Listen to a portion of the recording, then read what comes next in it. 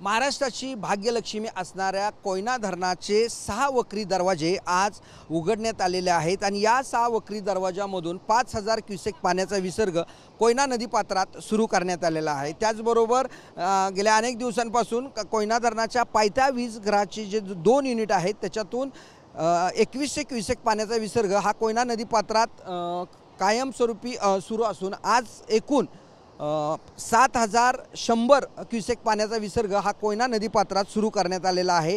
आणि गेल्या अनेक दिवसांपासून कोयना पाणलोट क्षेत्रात पडत असलेल्या संततधार पावसामुळे कोयना धरण यावर्षी लवकरच भरण्याकडे वाटचाल धरणाची सुरू असून आज 75.48 TMC हा पाणीसाठा कोयना धरणात झालेला आहे। आणि धरणातील पाणीसाठ्याचं नियमन करण्यासाठी कोयना धरण व्यवस्थापनाने धरणाचे दरवाजे उघडून पाणी विसर्ग करण्याचा निर्णय घेण्यात आलेला आहे।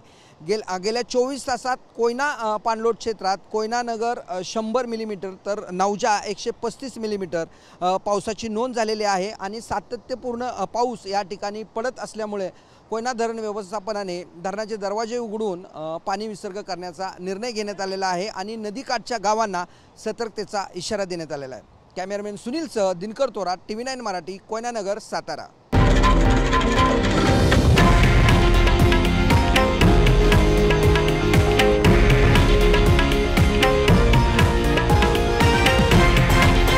हे आहे देशातील नंबर 1 न्यूज नेटवर्क आणि आपण पाहत आहात TV9 मराठी, एकमेव।